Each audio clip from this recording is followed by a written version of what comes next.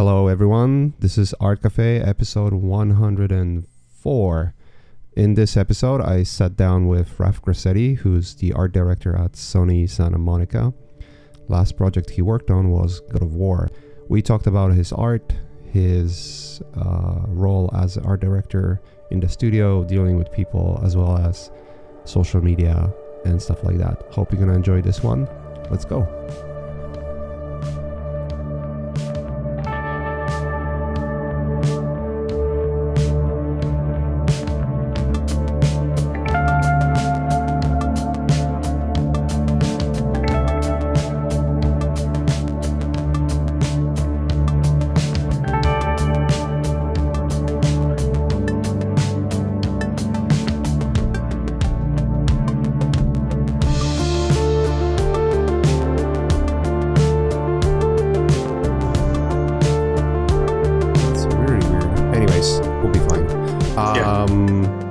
Dude, it's how many again, like how many years has it been? Like 5 years, right? Last time we spoke, because you were one of the first guests on the podcast.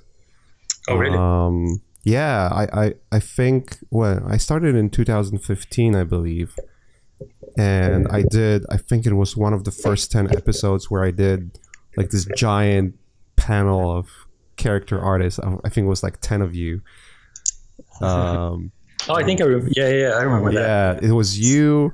It was Rodrigue was part of it, I think. Yeah, Rodrigue. You recommended him, actually. That was fun. And then it was Josh Herman and a couple of other guys. That was kind of crazy. Yeah. That was the largest one I've ever had. That's funny. Actually, I met Josh like a couple weeks ago for the first time in person. That was fun. How is that possible? Like, there's like, we're so close to each other, but we never like hang out. You know, it's funny because I met with David. The first time I met with David Levy, or actually not the first one, but the first time we actually got to hang out for like a long time and have fun was at THU in Portugal. Right. And he was literally, and for a year he was literally my neighbor at in Marina del Rey. Like we were a block away from each other for like a year straight. But we were so overwhelmed with work. It was just and you know, and family. We have kids as well, so you know, it's like how difficult it is sometimes to carve out time, and you have your own, you know, you have your own responsibilities. You want to go to the gym, all that kind of stuff, and time is like slowly trickling away. Yeah. And you end up having none of it. It's true. Yeah, we're kind of always working. And the only opportunity at the end of the day you have is like, oh, I'm gonna go to this thing, and I'm gonna meet him there. Go to Europe for whatever. Like, yeah, go to Europe. fly 6,000 miles to meet with your friends. That's the beauty of conventions, I think. Yeah, that's true. That's true. You know, I get those questions from students all the time. You know, how do you catch attention of your favorite artist? And go to convention. That's when they have full attention for that stuff. Yeah. They don't like, you know, brush you off or whatever, just because they don't have time.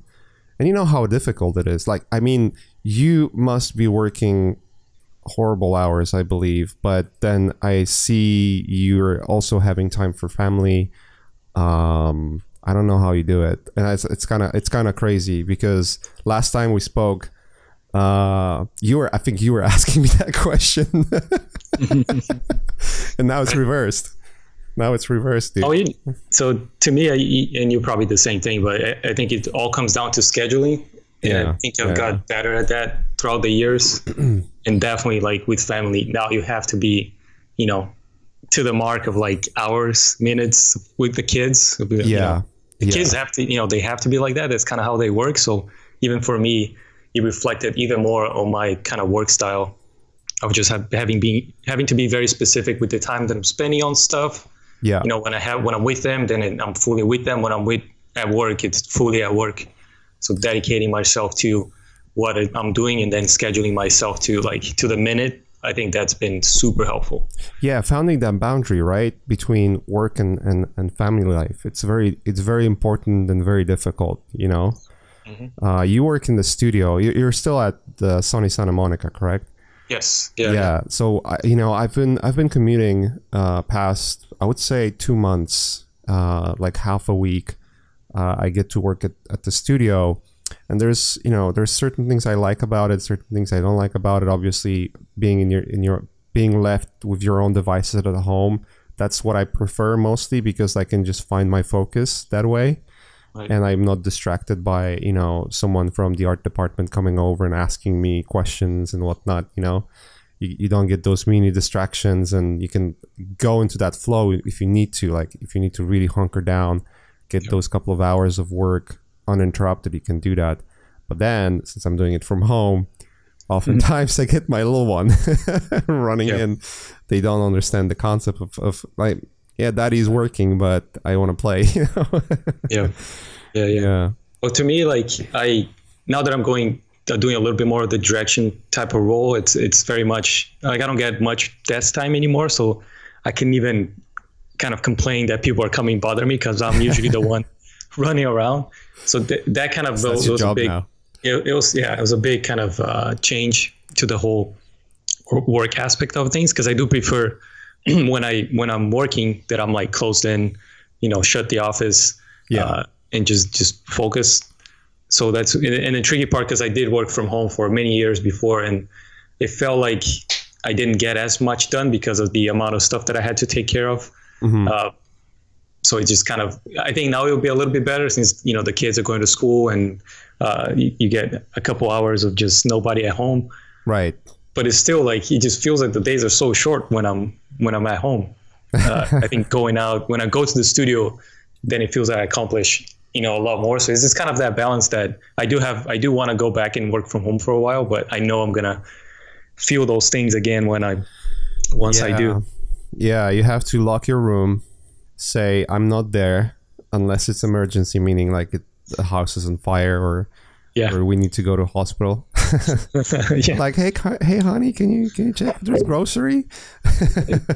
Like, none of that stuff, It's almost like your office becomes your mecca, and you're there to work, and no one should interrupt. Everyone should assume you're not there. That's the only, and I had some struggles with that at the beginning, when I switched to working from home, especially when we got our kid. It was really there were a moment where she became aware of the environment enough to actually be able to come in and see what's going on. That was a struggle. It's like, you look at those sweet eyes and like, I cannot say no. Yes, but then you have to. So that always became a struggle. I guess your work ethic that needs to be on point. It's not for everybody to just kind of being able to focus and know that you have to, work kind of by yourself without the pressure of like the outside. It's not for everybody, but if you can, which I think possibly you can, but if you can, it's definitely, I think, another side of things that people can look at and be like, okay, maybe I could do this and make it work from home. Like, that's nice. Yeah. I'm reading this book that, Ash recommended recently. It's called Remote. Let me see. The book's called Remote. I can't remember who wrote it, but it kind of breaks down. It's the guys who started Bandcamp.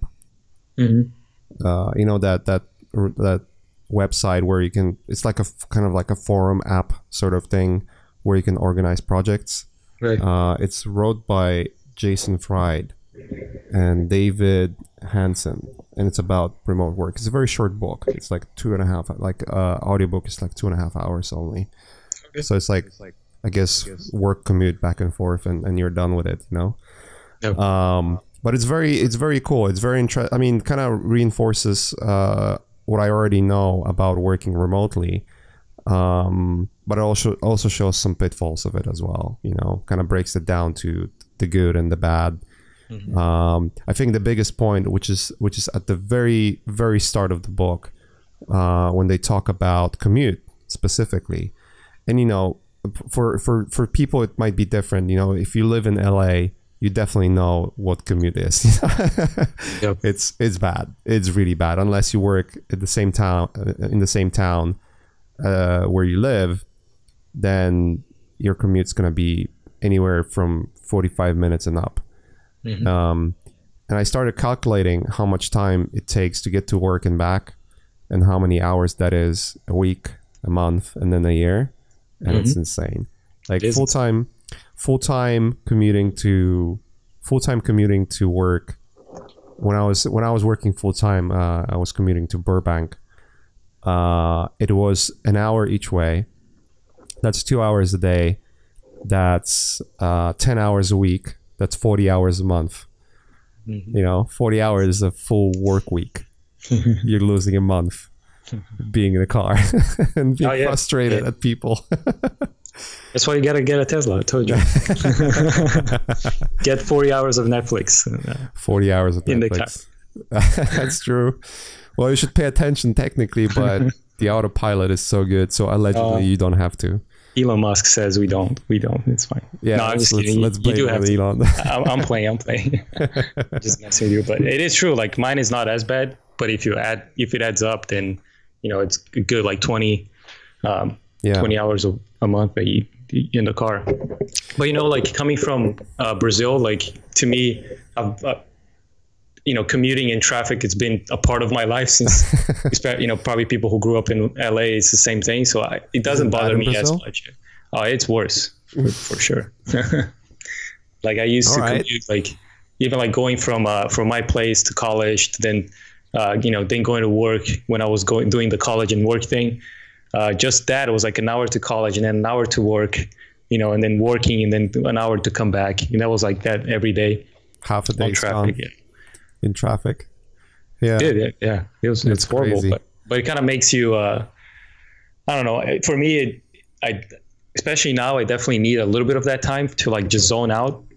When I was working very close to home before, because I was working Playa Vista and I was living like, a couple blocks from work, and my commute was, 10, 15 minutes. I definitely felt the pressure of just nonstop, working almost, because I was going from like the kids, the craziness, to then like to work, straight up to work in like 10 minutes. And I didn't have time to at least slow down for like an hour.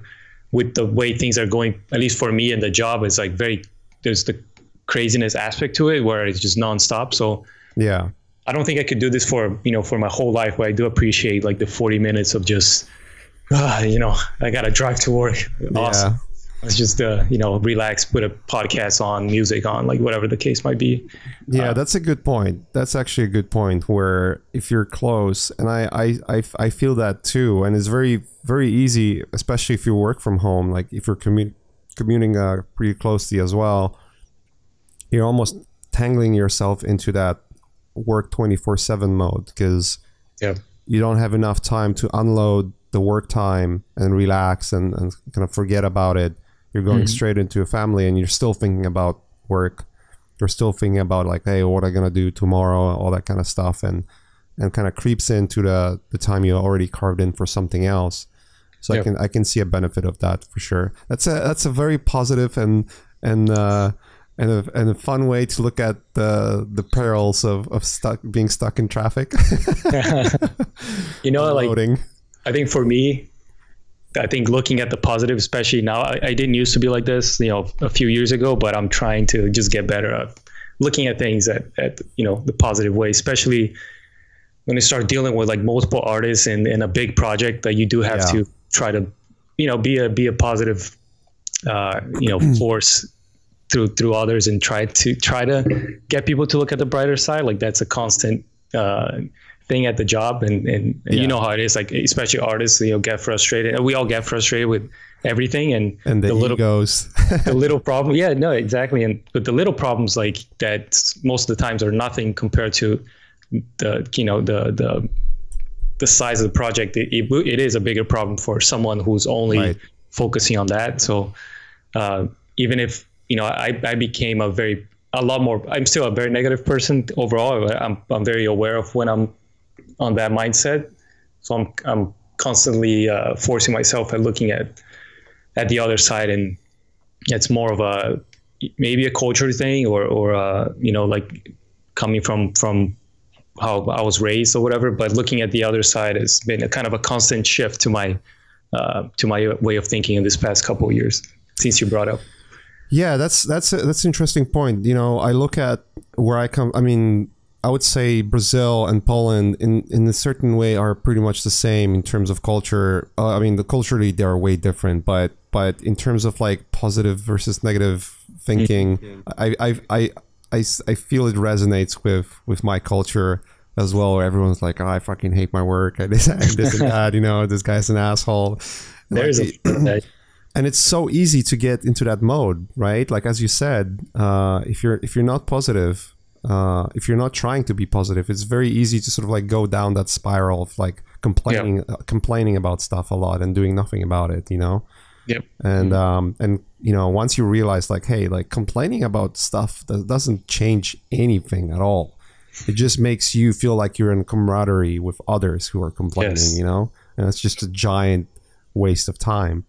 Once you start thinking about, you know, life in more of a positive way, then you start to as you did with traffic, you know, you start to see the positives of even the worst situations, and then make the best out of it, you know, because like if you think, as you said, you know, you might be stuck in traffic, it feels like a waste of time, but it could be your opportunity to unwind from work, just relax, you know.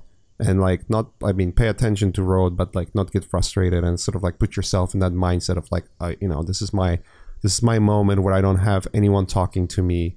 I can focus on myself, listen to a podcast or something, you know, use that time to like unload a little bit, or like just, or even just education, right?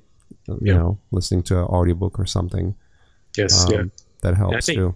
I think both energies are very contagious. Like you mentioned, the negativity is very much like you find people who are like that. And even if the person is not, you know, doesn't want to be like that, but you can definitely, you know, contaminate and convert people to be on that mindset. And same way with the positivity, like you would find people or you know, make people see the other side, and most likely people will be happier, you know, at work or with whatever they're doing in life. But, you know, especially, you know, in the work side of things, like you will get people working towards the same goal and just being smart in the way they're working, enjoying the place they're at. Because more often when you find people who are unhappy, they will kind of shut themselves and then start contaminating other people. Yeah. You see that kind of disease spreading very quickly when you're, you know, in a larger group of people. So especially how do you deal with that when you're with artists, because you know, being an artist and working for clients and for art directors is a completely different experience than when you are art director and you have to interact with people mostly. How is that dynamic going when it comes to negativity? So to me it's finding the people who are positive and empowering them to have more of a voice, you know, within the team.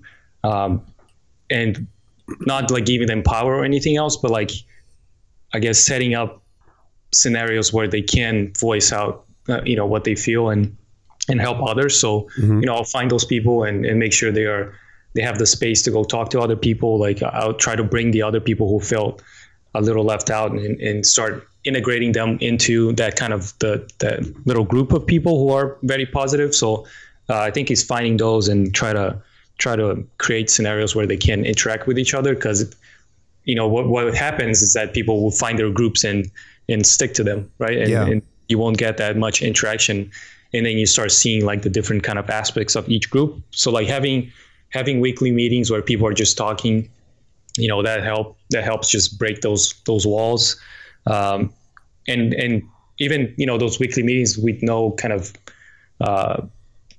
subject, or just go, let's just talk about techniques or whatever the case might be, and that helps just open up some of those walls and firing people who are negative.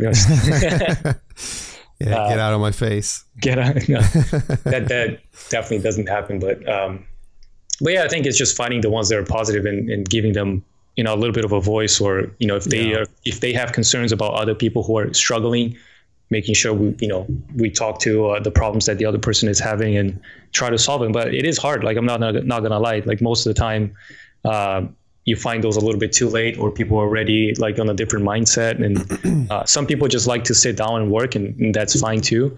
We also got to respect that. It's just when you feel like, if everybody's worked towards the same goal, I think the work, most often speaks by itself. In the person, like if you see if the person is dedicated to the project, that's kind of what we want at the end of the day. Is just kind of everybody happy working with the stuff that, they want to work on. And I think we're fortunate enough that the project is very satisfying, that we can find enough stuff to, make people happy. So it's always that kind of balance of like, a lot more of a management type of role of like, people are happy. How are you doing? Like managing tasks and stuff like that, and reviewing things, than, doing the art itself, as I start crying in the mic. I love your work. It's the impersonal, like dealing with artists. It can be incredibly difficult and frustrating, especially when the egos comes in and whatnot. Yes. I've never worked. I mean, I worked as an art director for a while when I was at Crytek, so I have a little bit of a sort of like an experience, or let's say an idea what the position means, right? To be an art director and be responsible for people. I think more so right now with Learn Squared, where, I have to make sure that whatever we are producing for the school is like the best quality, and then it's done on time, and so that we have a release schedule. And sometimes that goes off the rails. It's like less, I would say, in the less magnitude, but it's still there, that interaction and having those conversations and trying to feel yourself to be in someone else's shoes and kind of get their perspective of why they're acting in a specific way, or why they're not delivering on time, or if they're overachieving, like how to find that balance, Mm-hmm. I would say it's more difficult than art. For sure. You have to have personality for it, 100%. Let's actually unpack that a little bit, because we glazed upon the fact that you are an art director right now at Sony Santa Monica. You guys did by the way, tremendous job with the God of War. That game looks absolutely bananas, dude. Thank you. It's crazy. And I cannot wait what's next. But I want to kind of roll back a little bit and maybe give everyone a little bit of idea, where you come from and how do you end up being where you are. Like what got you inspired to be an artist. You're not coming from US where it's much easier, I would say, in terms of finding resources to get to the level we are in right now. Brazil and Poland, a lot of things are still backwards there. I would say, especially 20-30 years ago, right? We can all agree it was all kind of crazy back then. It's changing now for positive. That's great. Internet's doing wonders, but I'm curious, like, how it was for you, I guess very, briefly on the side of, where come from, like I said, come from Brazil, and I started doing this about 18 years ago, where we did have internet, but it wasn't, like I said, to the extent of what we have today. So for me, it was when I got, I guess, what? The dial-up. Yeah. When I got exposed to that, and it was kind of just a little bit of time every day, not, the dump of information every minute that we get. When I got exposed to art in general, it was, that kind of flash animation, like doing websites, all that stuff that was kind of blowing up back in those days. And so that's kind of what got me started with like kind of animation, a little bit of kind of, just playing with like, almost like playing with toys, but like trying animation with Flash and stuff like that. And that got me exposed to like 3ds Max back in those days, because I was trying to do like little logos for websites. Dude, you remember those days? Yeah. When everything was kind of 3D, like website 3D or whatever. So that kind of opened up that door of like 3ds Max and learning like every step of the way, but just kind of, I am self-taught. I didn't go to any art school or anything like that.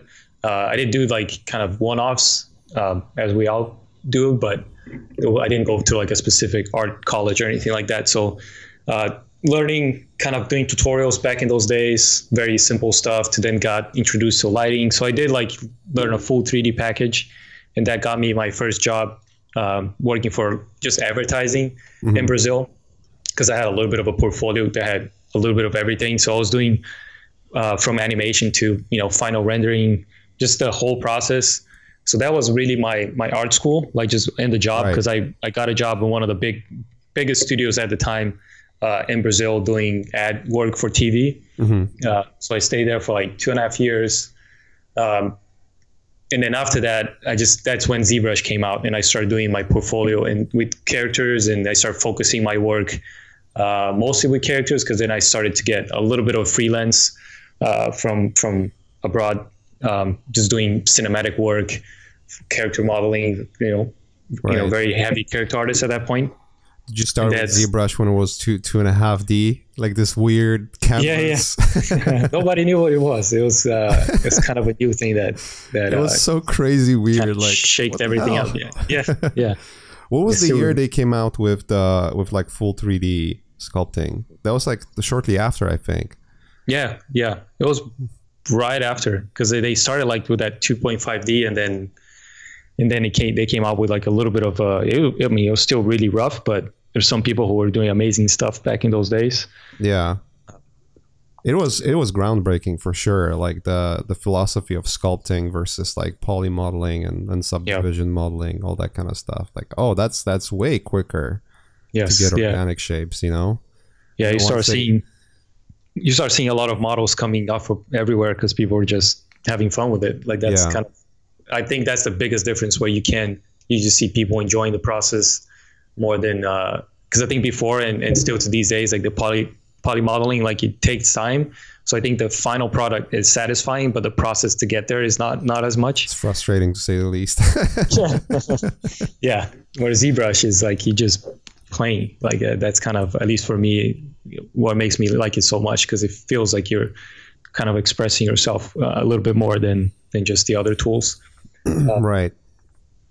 But yeah, and then me building my portfolio with characters, you jump a few years, because that's when I worked from home for like 3 years almost, just kind of doing freelance for Hasbro and different game studios, just kind of touching a little bit of everywhere. That's when I moved to Canada to work at BioWare. That was kind of a first full-time at a studio, because before I was always just kind of doing models here and there. Yeah. And until you get exposed to a full project, that's kind of, when things changed a little bit, like you get a feeling to what it actually takes to make a game. That was the kind of a first experience.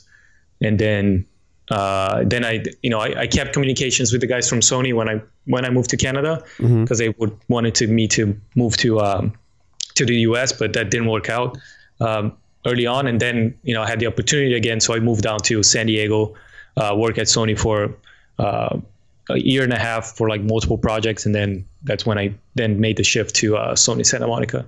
Right, and I've been there from there for sure. Yeah, I've been there for 7 years now, 6-7 years. So that's a while. It's been a while, yeah. It's a long ride. How was the switch for you from character art to art direction? I mean, I'm pretty sure. I mean, you were killing it with character art even a few years ago. So I don't see a reason why they wouldn't want to promote you. Obviously, like this guy. I think rocks. it was definitely more of the nature of the job, because last project we were just trying to, as a team, make it, ship the best product that we could. And I think a lot of us helped on the art direction side of things, because the art director left to the project halfway through the project, so all of us had to kind of take over and help with what we could. So I think the transition happened a little bit smoother. Like I just got a chance to get introduced, a little more organic. I was introduced to the process a little bit more to then make the full switch when we finish the project. Yeah, you switched fully on the last God of War, right? That was like the first project where you were. It was kind of halfway through, because I was doing kind of a lead role for half of the project, the beginning of it, and then it kind of changed towards the end. Yeah, as I said before, it just looks bananas, dude. Thanks, man. It was a fun project for sure. I think the crew is what kind of made it even more special, because the project is a project, you know, and everybody working on studios know how that works, and we all get attached and we want to, you know, make the best. But I think the people who you're working with is kind of what makes it special. And for me, working with those guys I think that's why I'm still there. Like even before, I was jumping around, and for me, it's very natural to kind of, you know, go work on something else. Like especially from the freelance life, is like you just do a contract here and a contract there, and you kind of bounce back and forth. But now, you know, being with that crew definitely feels like we got something that you know, it's a little special that you want to go back to work, and that's why I think it still works for me. That I'm learning every day and having fun, and just get like hard to ask for something else at this point. Yeah, once you get the right kind of people around you, that's a game changer for sure. Yeah, like when I was at Naughty Dog, I had exactly the same experience. You know, working with Eitan and Aaron, John, Alex, you know, Nick, like all of those guys. Just an amazing crew. You know, just working, being there, like no matter what the project, you know, just being with those people, just having them around. That was like the main reason to go to work. Yes. Like at a certain point, it switched from like I'm working at Naughty Dog, working for big projects, you know, to like I'm working with Nick and I'm working with Eitan, you know, instead. Yeah. So it kind of shifts quickly. Yeah. I think the project is important. So I didn't mean to interrupt you. No, go ahead. The project is important, but I think at the end of the day, it is the people, because you know if you're not happy, you might as well just go do your own work, right? Just work on your personal stuff, because you know you're gonna get what you want out of that. Like most likely, even if the project is amazing, you're still not gonna get the fulfillment of like working on this big thing. You might get it for like a year or so, but after that, it might, you know, you just, I think as humans, we want something else. There's always that kind of like, what's out there? Like what's next? So like you just kind of, you know, grinding to find like the next gig that's gonna give you that kick. So I think the people is kind of what it's the most important for us to kind of drive to find, because otherwise I'll just work on my own stuff. Yeah.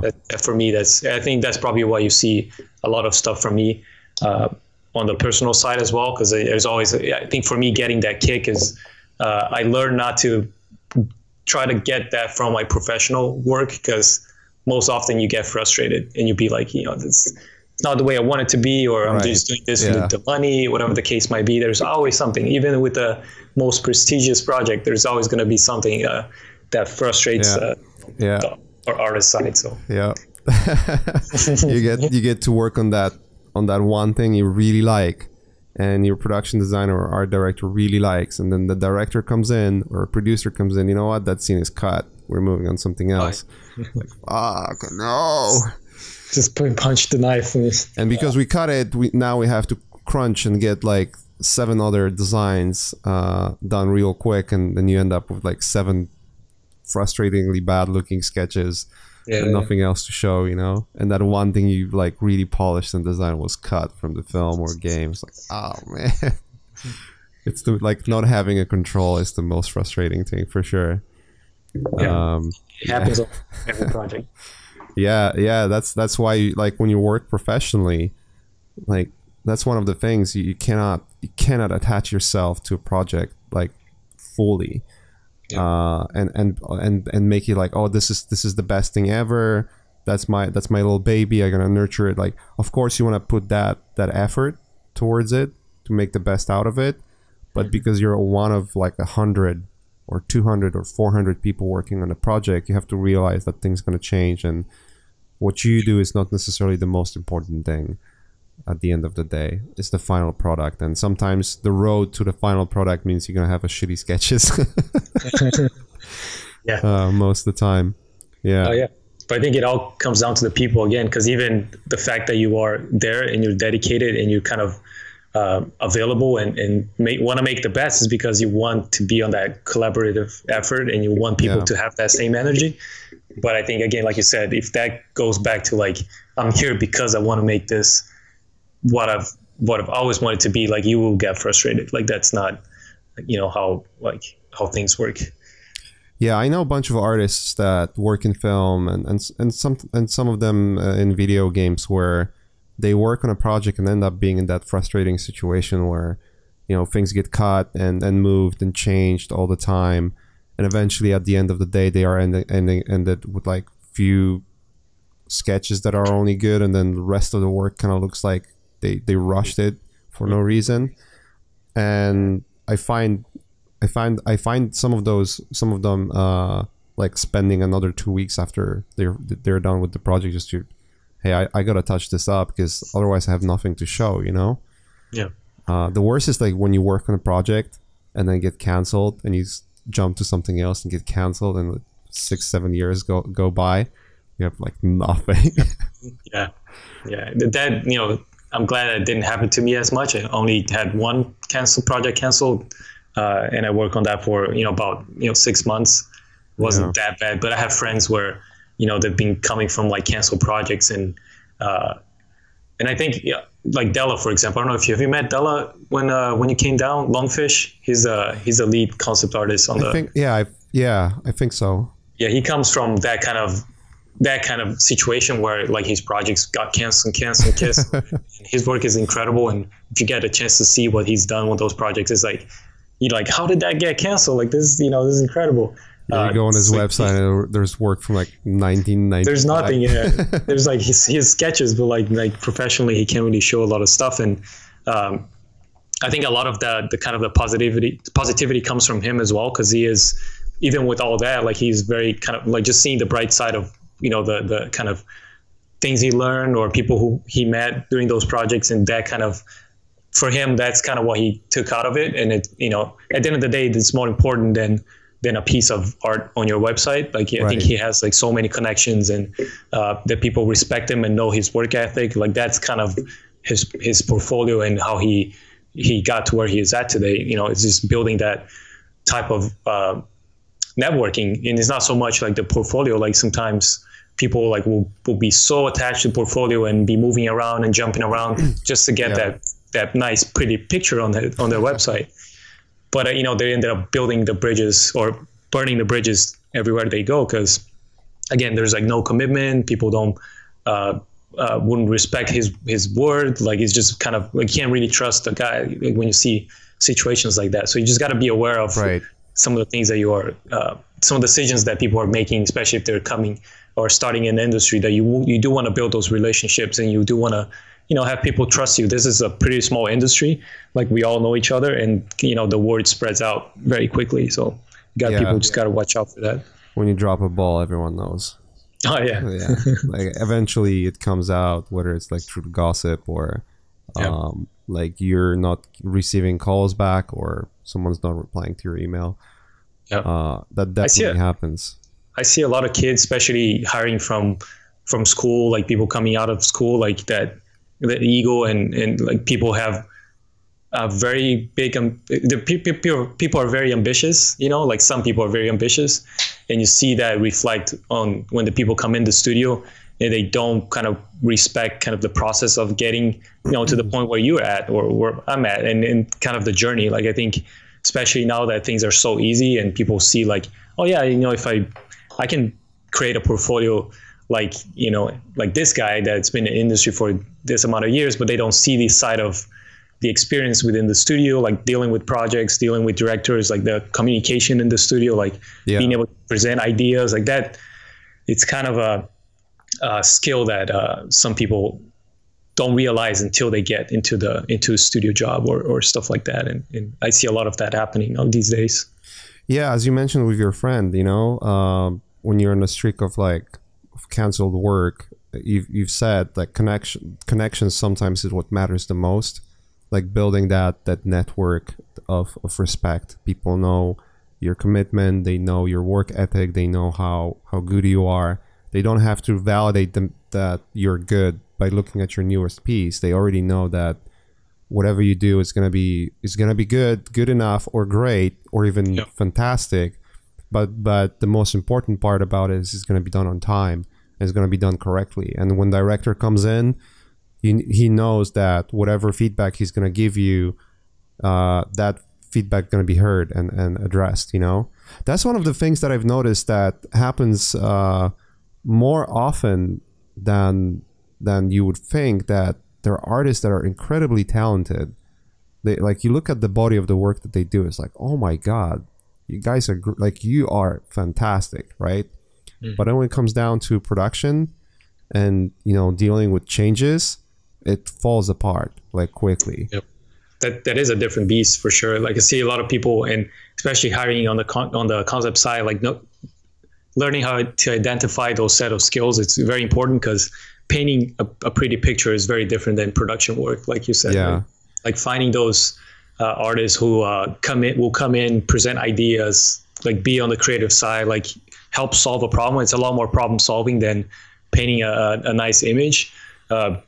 We usually hire those as kind of contractors for, like, you know, key art or something that's kind of, you know, just go crazy. This is you know, just do whatever. But in the day-to-day production work, the day-to-day, like, you definitely want, most often it's people who are not even as great of a painter. It's just more of like, can these people present ideas? Are they creative enough? Are they caring about the project? Do they go out and try to find information? Are they more of that problem solver, like an actual designer, than you know, like an illustrator, right? And kind of knowing to identify like what your passion is and try to show that off on your portfolio. Because I think, you know, to your point, the painting the amazing illustration, like once it comes down to feedback, or once it comes down to like iteration options, like that's the stuff that really makes a difference inside of a studio.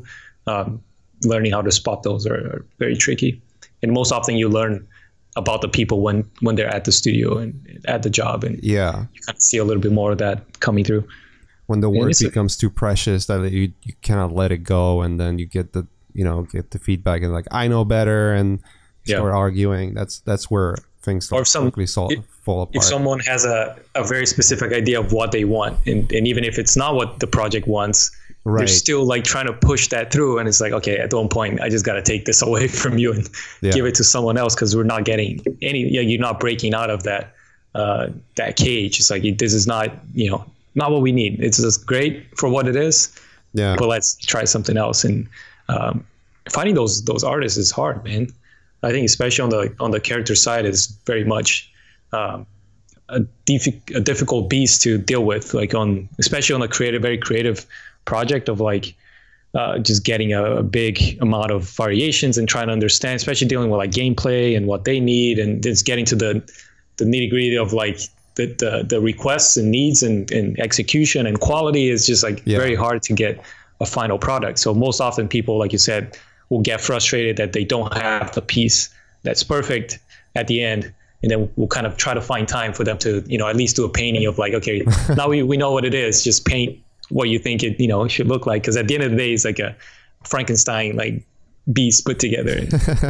Then combat comes in and be like, oh, this guy needs a glowing arm or whatever. It's like, no, but this is a whatever. Like, it's not supposed to have a glowing arm. It's like, no, it's just like make it work. It's like, oh, okay. So it's just kind of that Frankenstein beast coming together. Yeah, I think we talked about it last time 5 years ago. About production work, like how much of it is really just kind of grinding through different small things and solving problems that they might not look great as an image, but they do solve the problem and end up being a great product later on in the game. But then as an artist, you end up with those horrible pieces, you know. There's only two options. Either the game does great and everybody loves, and it's like, yeah, no, I did it. I knew it from the beginning. Glowing arm. Yeah. We needed that. We needed it. Or the game sucks. It's not even because of the glowing arm. And it'd be like, no, I told you, this fucking glowing arm. Why'd you maybe put it there? Yeah. Sometimes artists get into that zone where they like hitting the target all the time. Like they get that one sketch, like, hell yeah, that's what it was supposed to be, and then you just finish it, and that's amazing. Yeah, but sometimes it just doesn't work. It's all about clicking with the right person, you know. 100%. Yeah, I think especially the collaboration with the different departments as well. Like, you know, all working together, and it feels like it's, you know, that collaborative effort. Like that's, even if it's not perfect, you just kind of, you know, I made my part. I don't need to kind of noodle this as, you know, as much as I want. You know, already serve its purpose. let's move on. There's a more stuff to do. Yeah, that's kind of agree. It's kind of fascinating because in games it's a little different, you know. Like as you said, interacting with other departments. That's rarely any, like you rarely ever hear that in film, you know. In film, it's like you're in the art department. It's you, it's a production designer with art directors, and the art directors are usually just, you know, they are taking care of a specific set. They are not giving you feedback in terms of how things are supposed to look. More of a, you know, we are building it in a specific way, and we have requirements, right? That's more of the role that they would fall into. And then you have set designers, and that's about it. And set designer is almost like a game designer, or not like a level designer. So you might get like the dimension of the area, and then, or like block mesh or something like that, or like the set that's built, and now you're supposed to do an illustration around it, figure out like how it's supposed to look, maybe what things could be moved, but within the restrictions. It's similar like with the game level design, right? Like you get the layout, and okay, I have to have those blocks here because that's where the cover objects are, you know, that kind of stuff, or that's where the enemy is going to be hiding.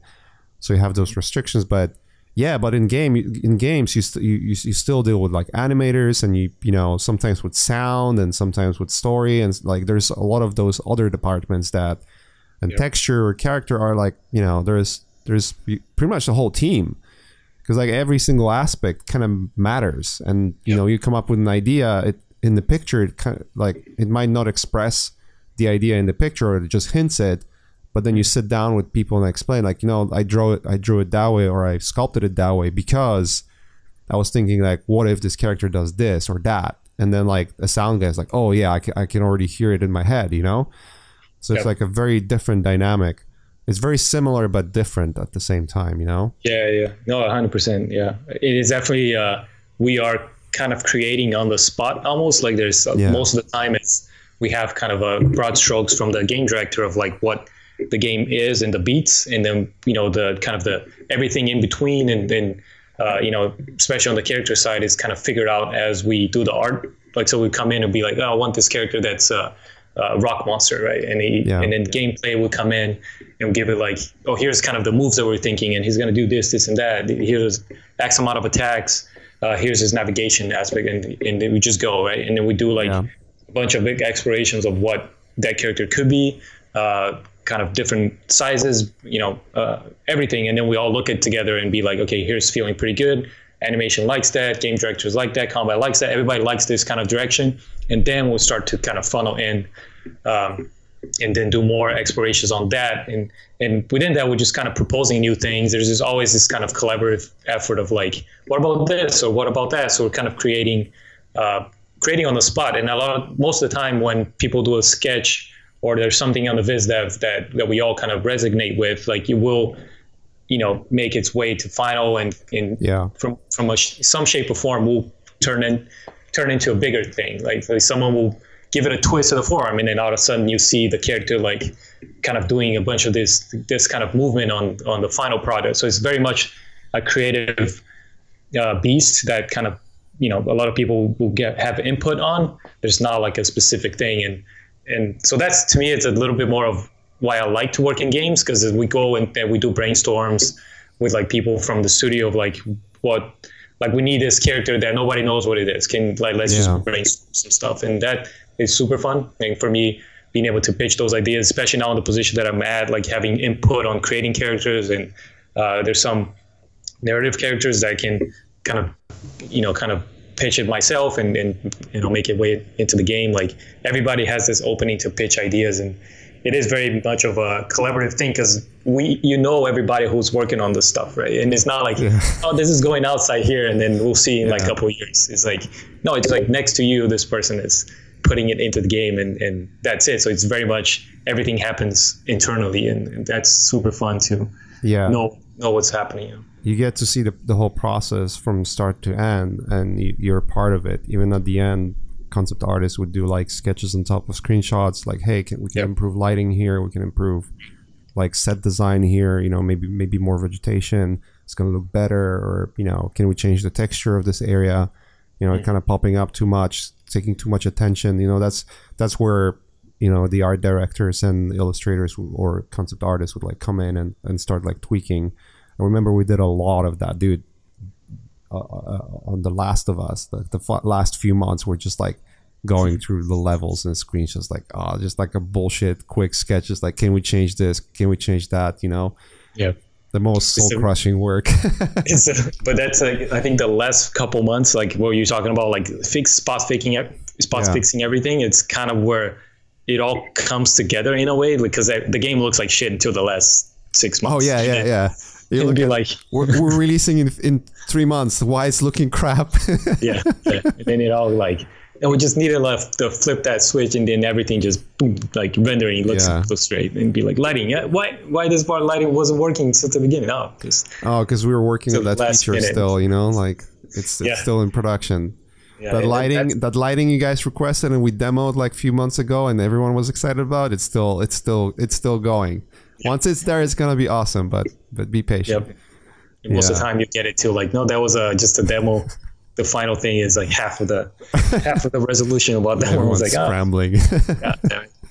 But that's kind of the fun aspect of it. I think like you get a lot of those kind of adrenaline rushes through the project, where it's like, oh damn, there's like an E3. Well, not anymore, but there's like E3 and another E3, and there's an internal demo, external demo. Like, it feels like the kind of project is taking its shape, and you like you're there for every step of the way. Like, it definitely has a different type of involvement with the stuff that's been going on and how we're going to show the public. Like, I was involved a lot more on the marketing side of things, of like kind of directing the trailers, and just being like very kind of more involved with like how we show that to the public, and a lot of the marketing stuff that I review as well is like, oh, what's the next marketing campaign? Like, how are we going to do this project? That's that. And even that reflected on my work a lot more in this past couple of years, of like try to kind of build a little bit of a brand, like try to like see how work, you know, because even like for the stuff that you've seen me doing in this past year, it's a lot of just trying it out, some other things,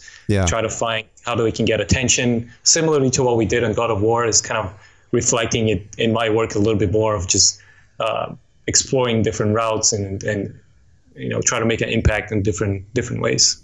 Yeah. Let's talk about your personal work, because I've been following that obviously for a long time, and you know, it's been like 7 or 8 years since I've discovered your work. But more recently, you've been blowing up, my man. You've been blowing up.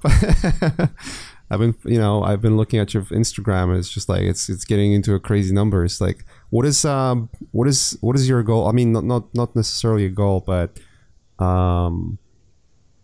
like you spoke about earlier about finding that outlet of, hey, I'm doing this work. This is my work. You know, I do it day by day. I go to the studio. I focus on that. And obviously, as an artist, a lot of us, there's some artists that kind of like doing one thing only for the longest time. And then once they're done, they switch to something else. But I feel like you are more like me, where you want to touch upon like different subjects all the time, and you know, get your feet wet with like different markets and different ideas. I see that reflected in your personal work. I'm just curious, like how you're approaching it right now, how it changed over like say last year and a half, and you know, because I've definitely noticed, and you know, before we jumped on the call, we were talking about like, you know, the productivity of like, how the hell you're doing all of this, you know, because I see you constantly like busting out those sketches and you know, new models and all that stuff. So I'm a little curious about that.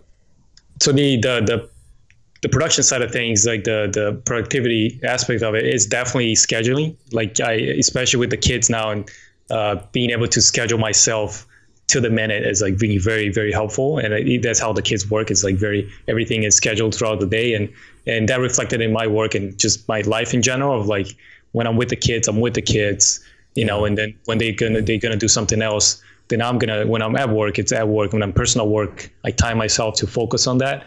And my productivity, you know, kind of skyrocketed in the way of like just getting stuff done when I'm working, because it's very easy to just, you know, start going on Facebook or whatever the case might be, YouTube. I'm trying to like plan myself ahead, even like reference creating boards and stuff like that, to when I'm working, it's like very kind of heads down, just execution. Right. And I think that helped a lot, just getting things done faster, because I'm kind of setting myself to be a little bit faster with the stuff that I've been putting it out, especially on my personal work, to just try to get in the pace of like creating different variations. And at work now, I'm shifting more to the concept side. So being able to spit out a bunch of different ideas and, you know, get faster in general, it is being helpful. So I think that on the production side definitely helps. Scheduling and just being realistic with time estimates, like that's another thing. Like I know how long something should take, so I'll just be realistic with the amount of time that I'm going to spend on it. Now, you know, in the fact of like how it changed from the years, like I definitely, you know, years ago I was doing a lot more of just craft, I guess, of like trying to get better, doing like a lot more, you know, studies on tools, try to improve my craft in general. And now that I'm not doing that right now, I'm doing it, but in a different way. Before it was a lot more, I'm just going to make a very impressive project because I want to get a job, or I want people to notice me in a way, from, you know, people to notice from the industry that will be impressed with a certain type of work. So that was like very, you know, throughout the most of my career, that was kind of the mindset of like, I'm working on my craft. I want to show what I can do in quality levels and impressiveness of like the piece or whatever the case might be. Right. I think I'm past that phase a little bit more. I do recommend people who are starting to have a little bit more of that mindset of like, try to work on your craft and just get better at it, in a way of like copying someone else's work that you admire, whatever the kind of the goal is or the target, right? Now, to me, it definitely changed in a way of being able to execute on different genres or subjects and try to express myself in different mediums, like whatever the case might be, like just trying to touch on many different things. Cause I've always thought that I could do it. And I know a lot of people who say that, be like, yeah, I can do that, or I can do this, like that, or I did that, you know, cartoony, that's easy, like whatever the case might be. But once you sit down and actually execute on, then you realize it's not that easy, or that you suck in certain aspect of it. And for me, I think this journey of like this past couple years, mostly this past year, it's been like, can I actually do this? Like, can I actually, or not so much like, can I actually do it? Like, can I get better at doing a certain amount of things? Because I want to feel comfortable that in the case that I, you know, get a chance to do some of these things, that I am ready for it. And my eyes are better than what they were when I started. So I definitely feel like that I'm improving a lot when I'm doing these things. It's just that I'm sharing a lot more now, because I wasn't before. And it's not that I started doing this now for like the amount of work. I've always done it, but it's always kind of behind the scenes, the stuff that I was doing for myself, or I was sharing with friends and stuff like that. Not so much, because I didn't want to put myself out there as much before. I still had a pretty good presence online, but it was mostly like, oh, here's a finished piece, or here's kind of another one. So I was trying to put out, you know, a few of them every year. But now it's been a constant, like everything that I do, I'm looking at in the lenses of like, can I share this, or can I make sure other people are seeing it? Can I help some other people with it? Like, it's been a lot more of the social awareness, but I think the amount of work I'm still doing what I was doing before, I think now is just, I'm thinking it, selling myself a little bit better, I guess. That's right. Yeah, that's a good way to put it, for sure.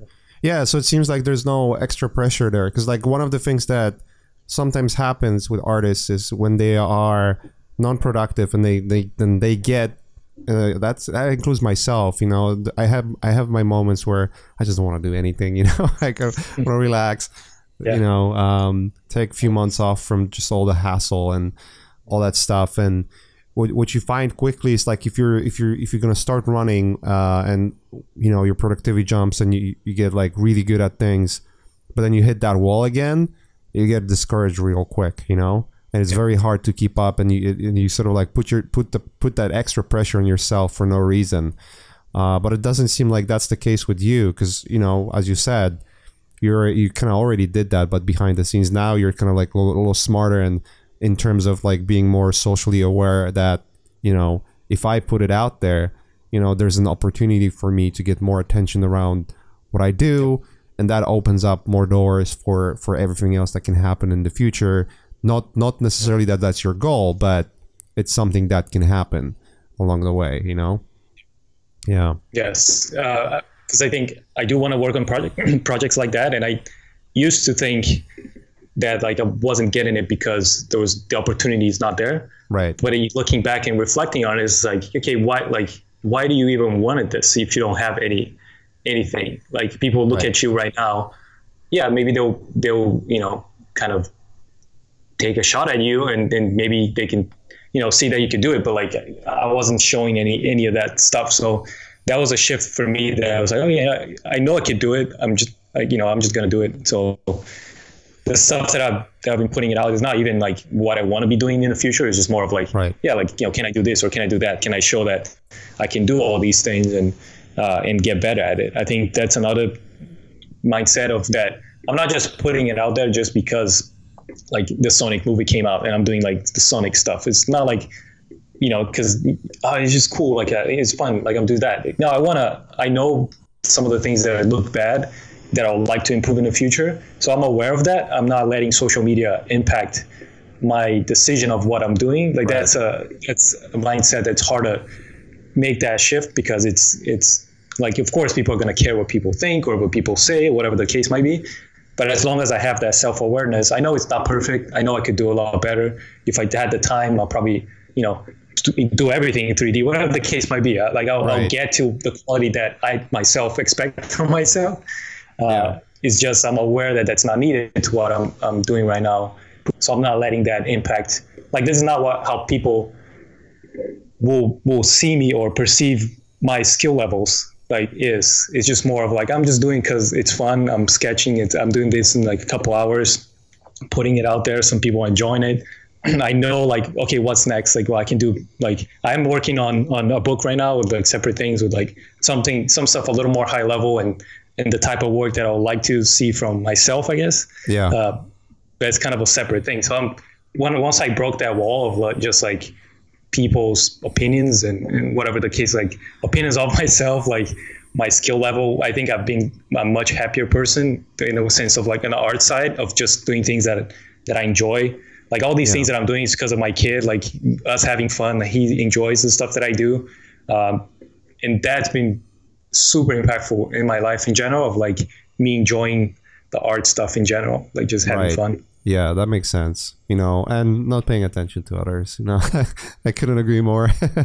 You read those comments like, what the hell? That's kind of like circling back to that negativity, you just cannot pay attention to that. There's always, there's always those weird questions, like, there's some like armchair experts that roll in, and they've never done anything before, and they like spew in all of those ideas. Oh, this is wrong. This could done be better. Like, dude, okay, show me how, and then I will listen.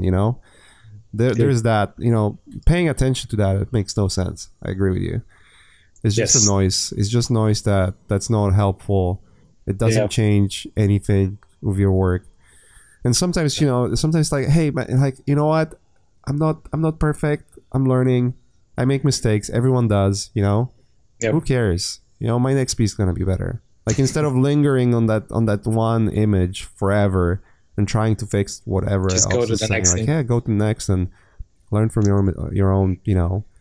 Yeah, the one thing that I started doing that I learned at the job was to kind of prepping a set material for when I post it online. So that's one of the things I tried last year that was kind of a different shift or a different way of looking at things. So even when I was doing the Smash, the Nintendo characters, I had worked on them for like, I had 6 or 7 of them ready before I started posting them. Right. So it was kind of something where I do that now, where I kind of ignore numbers in general, and I just execute on what the plan was, and then I start seeing like the I guess the results of it, I guess, because what happened that, when I started posting that, was kind of something new that, of course, my audience wasn't expecting stuff like that. So people who follow my work back then didn't appreciate as much, right? Because they were kind of like, oh, this is something else. I'm not here for this.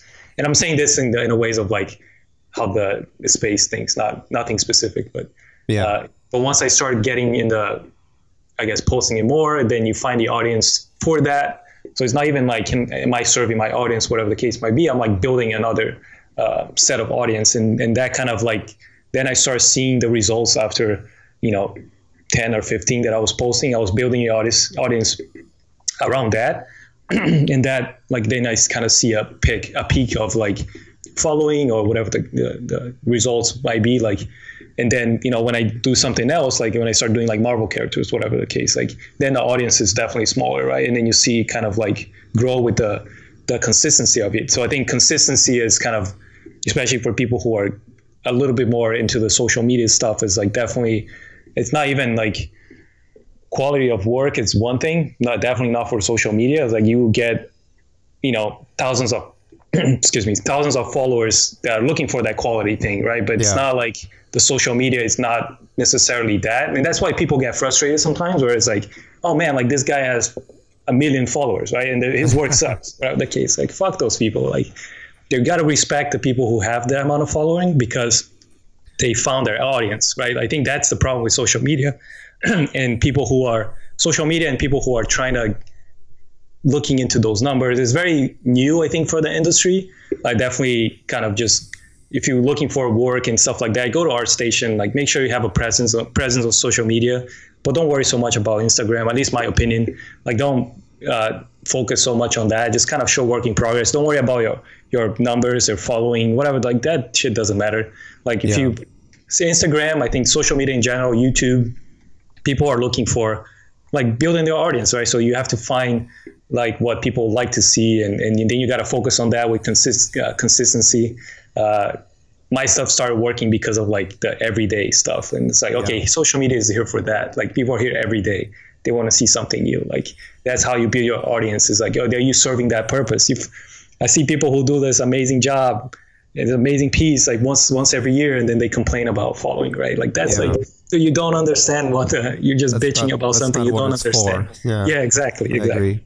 So I just like that's something that I learned on the job, dealing with more marketing stuff and seeing the other side of a product that helped me on my career. That that's kind of the shift I'm trying to reflect that a little bit more this past year, and it's been fun for sure. Yeah, and at the end of the day, as you said, the numbers really don't matter. What matters is the kind of followers you're gonna have, the kind of people that enjoy your work and are there for whatever you create. They enjoy you as a person. They like what you do. And they are, they enjoyed almost having that digital quote unquote conversation with you. Like, hey, I'm here because I love the output you're giving me. Doesn't matter what that is, it's just inspiring. It's a productivity that I need to see every day or every other day or every week or whatever that is, right? If you're just chasing numbers, what happens is you're gonna get people that are only interested in that one specific thing. And if you're not delivering, they're going to be gone, And as you said, like you are, and I am, and a lot of our friends that we share, we're kind of people that we always kind of want to evolve and do something different all the time. We don't like being stuck in one place, and that's what I'm known for, and that's the only thing I'm going to do. And fuck you, that's the only thing I'm going to do, you want to change, you want to evolve, and do things differently, because like, hey, like at the end of the day, that's you, that's your life, that's what you want to do. And if you can find the audience for that, that's perfect. When you have people that enjoyed your work way back when, and they still enjoy it now, and they enjoy the process of how you change and how you develop and how things are coming along.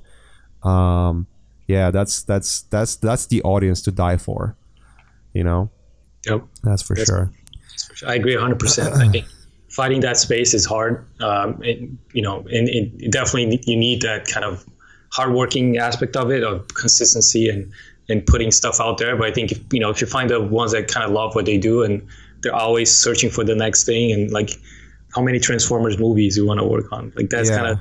You want to put out your own stuff, develop your own ideas. Like that's kind of what drives it. Even if it never comes to fruition, like even if you never finish it, I think that the process of trying to execute on that stuff is what's fulfilling, and you almost getting a voice then, because like we said early on, like it's very rare when you can get a voice, and I'm fortunate enough that right now I feel that I do have more of that input, but it's very rare that you get a chance to voice yourself in a project. So I think definitely looking for the next thing, pushing the limits of the stuff that you can do and you can achieve, and looking into storytelling, like writing, like all that stuff is like, there's so much out there that we could do, right? Yeah, I agree 100%. And even if your goal is like, hey, I want to build audience because, you know what, I do classes, I sell my prints, I do merch, like any of those things, that's the life I want to live. Like, you want to build the audience that likes you for first and foremost. Not only the work you do, not only the specific thing that they came for, you know, because that's the people that are going to be your supporters at the end of the day. So, It's not so much like, I think classes too is like, and you're very deep into the classing, but there classes that there's a certain amount of I guess leeway you get once you put something out, right? If you're not building that audience, if you're not also like helping them grow with you, that's when you can keep like something that you know lives for years, and you can see it grow, and you start getting more people. If you're kind of like on that one subject, you can only get X amount of, you know, students out of that. Like, you have to always be expanding, and that's why a lot of people who see they're very successful in, like, you know, the online teaching and have a big following, is because they have that mindset of like sharing their knowledge. They're not just there to like share a technique or whatever the case might be. It's like you're building that group of people that if you put something out there, they will want to learn from you, because they know you have a lot more that they want to learn from. I guess there's a lot more in there that you're just not sharing at this moment, but there's a lot more out there, right? And building that audience and being something, I think it all comes down to everything we talked about, like being positive in general, like help people see the other side of things. Like, there's a lot of, this industry is amazing in a way of so many opportunities, so many different things that people can be doing, and be happy with the stuff that they're doing. Not everybody needs to work on God of War or Last of Us, whatever the case might be. There's so much out there that if you see the positive aspect of it, if you see the good things of it, like, you will be happy. Like, there's, you know, people who I think have the taste of the kind of big projects. Once you go to work on something else, you do appreciate a lot more, because it's a very similar process. It's just different projects. And I think, you know, from the teaching side of things, if we're sharing that knowledge to like every other aspect of the industry, you know, you can learn from everybody and keep learning and keep changing. Like in 4 years from now, we'll probably have a completely different conversation, right? Like our ideas will change. I hope we do it again, not in 4 years, but sooner. But dude, please, yeah, I love talking to you. Like, it will change. Our ideas will change. We'll be in a different 100% time of our career. Like, people who are listening to this might be in a completely different time of their career, where they're just trying to kind of, you know, see, do what I have to do. Like, what's the next step? Or where, you know, everything takes time. It's all about the journey of like learning and enjoying the stuff you're learning every day. Like, when I'm doing a personal piece, I'm like still enjoying as if it was, you know, like 10 years ago, where it's like, okay, what's next? Like, when is final? Like, I'm going to get that kick that's final. And I'm going to get anxious that's like, okay, this is now out there. This is always that kind of, that's, you know, that's going to, hopefully it's going to be, you know, to the day I die, that we're still searching for that drive. Yeah. Ever changing for sure. Dude, let's do some questions. We covered a lot of grounds here. Cool. It's kind of amazing. But I know both of us have limited time today. You got to get to work. I got to get to work. Let's do this all day. Yeah. Let's jump into some questions. I gathered some from Instagram and Twitter. I'll try to distill to maybe a few that are good. There's some image someone sent that asked to send to you as well. Just kind of funny. I'll send it to you after. But let's see. There's a lot of stuff. Holy crap. All right, let's start with Instagram maybe. Those are right in front of my face. A lot of those actually we kind of answered on the way, but let's start with the one that's kind of repeats itself quite a few times, but it's always interesting to hear, you know, different artists' approach to that question. It's about burnouts. Hoodies then asked, how do you avoid them? Burnouts, yeah. You don't, man. That's kind of something that we all very familiar with. To me, learning how to deal with them, that's kind of the beauty of it. Like, you have to just take your time, you know, decompress, do something else, but then be aware that you just have to come back, because I think coming back is what's hard.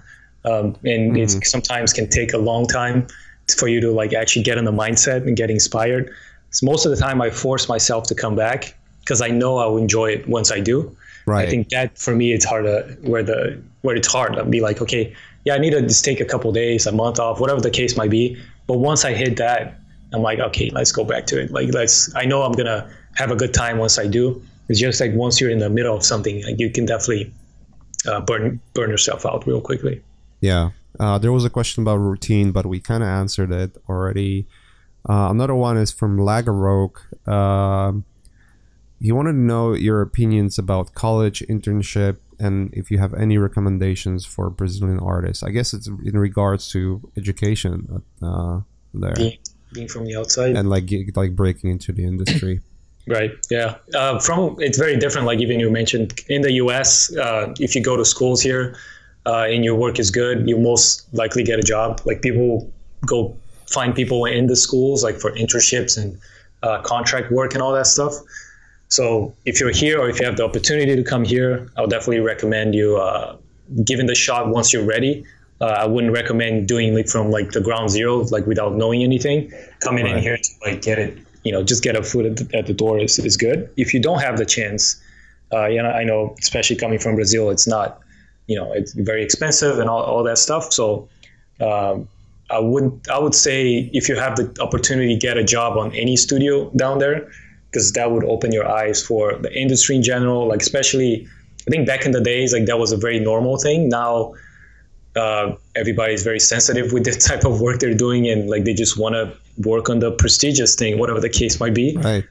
Getting in studios will open your eyes for the industry, pipeline, dealing with people, dealing with deadlines, meetings, the professional side of things that we talked about here, that is you only get exposed to when you're inside a place. So I would say get an internship, get a job on any ad house or industry, whatever chance you have, just go for it. If you're not happy, then make sure you put in the work, make sure you make good connections and get out of there. Yeah. Go do something else. But then future-wise, if your work is good enough, then building the portfolio is the way to go, especially from outside of the US, like making sure people are seeing you on our station, make sure you're talking to people on Instagram, even if you don't post things on Instagram, hit up people, show them kind of your work in progress stuff, like show them you're putting in the work. At the end of the day, like I get a lot of questions like that, but I don't see people putting in the work. The ones who do put in the work and you see the improvement throughout the months and years, they'll most likely get a contract job from the outside and then work your way up to like moving down here or up here or whatever the case, or moving to wherever you want to go. Like not the US too, like that. Sometimes people don't want to come to the US, but your portfolio, your connections, like you have to build that throughout the years. And that's a good like 2 to 4 years, whatever the time, whatever you are on your career, that's kind of, it will take time. It's not like, 1 year that you get a shot at a big studio, but I think that's the way. There's no big secret. It's putting in the work, building portfolio, making connections. That's kind of slowly you get there. Yeah, the work is what matters. Like your quality opens doors, and then connections. Like those two kind of are married together, But it's a very sober and nice thing you said. Like get your foot in the door when you can. Start with something small if you need to. You want to pay your bills first. Like you don't want to be that kind of guy that always works your ass off and always want to get to the best point and never gets there, and then like ends up without work and whatnot. If you need especially, no, go ahead. No, go ahead. I would say it's especially when you are applying and your resume is empty, like that is not a very good thing. I know for like internships doesn't matter as much, but if you're trying to get out of Brazil or any other country and you're trying to apply for a visa, you need a kind of a little bit of mass in a resume. And at the end of the day, the names that are in the resume doesn't matter as much. It's just that you have the work experience in there. Right? So. Yeah, especially for the government, if you want to get the visa, that doesn't matter what studio you worked on. They look at the amount of years. Yeah. Whole Foods Ad Studios. Like that. Whole Foods Ad Studios. Dealing with clients every day, and I did all the vegan commercials. That's a question from Piotr Bistry. Do you have any advice to people wanting to switch to character art from another fields? So yes, because there's a lot of cases like that, especially now in the studio, where you get artists like that where they want to make that switch, and most likely they went to school, and because of like the nature of getting a job in the character industry is hard compared to like environment art, for example, where I guess the demand is much higher, where they will build a portfolio that is kind of focused on that, and then they want to make that transition because they think they always wanted to do that, whatever. The answer to any of that or any department is, again, putting in the work. Like, it's very hard that people will invest in you without you showing that you have those skills. So, go ahead and start making characters. Like, that's kind of, at the end of the day, picking like a couple characters, taking them to completion. If you're already in the industry and working in fields, you probably have friends that could help you with that. So reaching out for character artists that can mentor you and in a way of like giving you feedback every step of the way. So you kind of hitting the quality. That's a very easy thing to do if you're inside of the industry, to like just, walk by to a desk of someone's desk and be like, hey, can I show you something? And be like, if that person, that's why you see a lot of people from QA also like making a transition into art department, is because they already have that door to come in and be like, hey, look at this. I'm like, I'm putting in the work. Can you help me with that? I think putting in the work is what I'm always going to, go back to that, because it's very easy to ask ask things from people and without showing them that it comes first from you. I think once the people see that, it's very easy for you to get whatever you want in the industry. Cool. And maybe two more questions. I'll grab from Twitter this time around. One is from UnaBR21. She asked if you could tell us about how you go to the redesigned look of Kratos and Atreus. Cool. That one took a lot of time, and it's probably like, because it looks a little different than in previous versions. We probably do another hour just talking about that, but in general, it was like a collective effort of the nature of the project, what needed to be done. The creative director had a very specific idea of what he wanted, and we did hundreds of versions of what it needed to be. And I think Kratos was a lot more difficult because of all the baggage that came from the past game. So what I did was I did a breakdown of the past costumes and why they worked the way they worked. Because before that, artists like we had Jose Cabrera, Della Longfish, Vance Kovacs, like all those guys did a ton shit of variations of like, oh, here's like hundreds of Kratos that we could possibly have. Like, but once I kind of like took a step back, because we were getting kind of rejection from not just the directors, but like the team itself was like, a lot of people who work on the past projects had a very specific idea of what they wanted, of what Kratos used to look like. So everybody was like, no.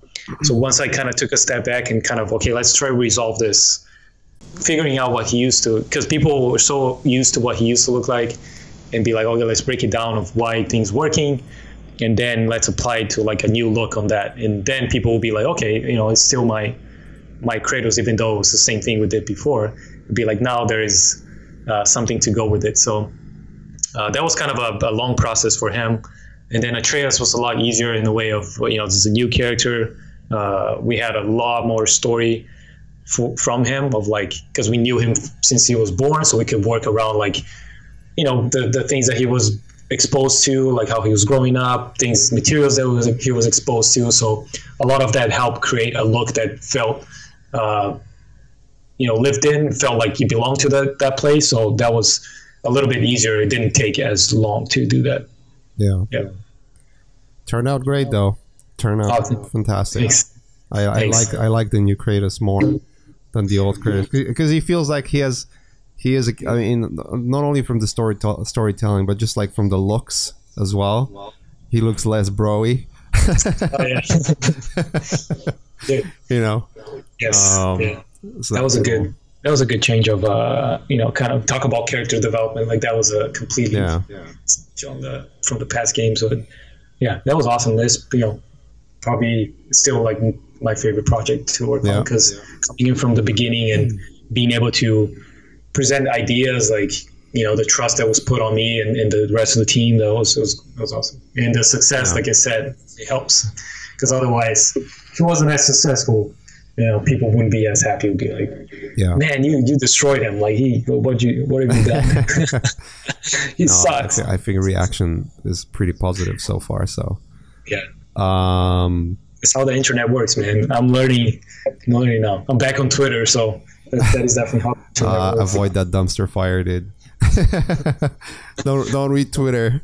That's the worst you can do. That meme with the fire Elmo, burning in the back. There's something about Twitter it's just like everyone's complaining all the time. I don't know what that is. Is it that 140 characters that just kind of makes you want to spew stuff? There's something with that where people don't really feel that it's them represented. I feel like where Instagram, there's a lot more of like, okay, this is me, like this is how I am. I think more Twitter is just more Twitter is just fucking like, let's just go. A lot of like people saying whatever they want. I avoid it as much as I can. I mean, I cater to it as enough, meaning like I'll post and react sometimes to if people say something positive and nice, or a funny comment. Like I get some funny comments there too, but like all the negative stuff like that. I avoided for years. I was like, this is not for me. I stopped using it. But then once I started kind of getting towards like the end of the marketing cycle for the God of War stuff, I was like, I get this now. I'll start using, like, I get why and how you use it. So you're not a slave of it. You're not a guy who just like spends 2 hours on Twitter and writing essays to people. Shitting and everything. Okay, last question, man, and then we can wrap it up. How much importance is placed in the technical side of character art at the big studio level? For example, poly count, texture assets, texture resolution, all that kind of stuff. That's from Michael Sulewski. Yeah, that's major. I mean, that's kind of comes with the job. Like you need to have that. So 100%, like people need to have that knowledge. One thing though is that when hiring people, that's some of those things, especially for I guess more of a junior position or whatever the case might be. Those are some of the things that are easy to teach inside of the studio. What's hard to teach is kind of your knowledge with like sculpting, forms, your art eye for things. So you could, of course, it's hard to prove that without, the technical aspect of it. But, people who has a very strong kind of sculpting portfolio in ZBrush and has that stuff that I know it just takes years to learn, I would, most likely give that person a chance versus someone that has a vast kind of technical knowledge, because on the day-to-day, especially for a character artist, you will be sculpting for the majority of the time. So, if you had to pick one, I'll definitely suggest you kind of put your efforts towards like getting good at sculpting, character design, finishing a character, and then leave the technical aspect to kind of the minimum that you need to know to execute on those things. But once you get in the job, like you just have to be open and understand that this is a huge part of the role. But there's people who can teach you when you're inside of a studio. Yeah, there's certain things in pipeline that can be taught and you can learn pretty quickly for sure. Cool, man. Let's wrap it up here. I think we covered quite a lot of grounds. Some good questions. There was a bunch of other questions that we just don't have time for. There was some in Portuguese. I cannot answer Portuguese. Sorry, guys. I don't know that language. But yeah, dude, it was nice to catch up, man. It's been way too long. It's been way too long. We should meet for dinner or something one day. That's it. But yeah, that was Raf Grassetti, guys. Dude, thanks for joining the podcast. Thanks for coming back to it. And yeah, hopefully we'll do it again. Is there anything you want to promote or anything you want to at the end, you know, any new classes that you might be working on or anything like that, or yeah, sure. Yeah. Instagram handle so you can get more followers. Instagram, yeah, you can always, again, if you have any other questions, just hit me up there. I always kind of do a Q&A on that stuff. Classes, Character Art Workshop, there's a bunch of my classes in there. But overall, yeah, I mean, just thank you. I appreciate the space. I love talking to you. I think you have the stuff that you share, especially like Learn Square and all the podcasts and stuff, is like, it's something that I'm trying to do a little bit more myself, because I know how much that matters for other people and how much we help people find their space. So I appreciate the space, and you know, I wish you a good word on that for sure. Yeah. Yeah, no, I know how hard it is, and I think a lot of people appreciate the stuff. Characterworkshops.com or workshop.com. Characterartworkshop.com. Okay, perfect. Yeah, go there. Go on my Instagram. It's there.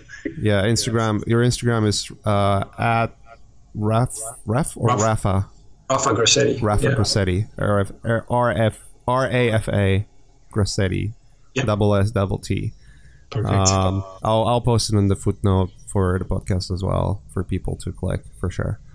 Cool, man. Let's wrap it up here. Thanks guys for listening. And if you like the show, subscribe, press like, whatever, comment in the YouTube comments, or if you're listening on Spotify or iTunes, any word of appreciation, such as, you know, rating the show, whatever, always helps to bump it up and spread the good word. I'm trying my best to get good stuff out there for you guys. So I will see you next time, and yeah, take care guys, and cheers. Bye bye.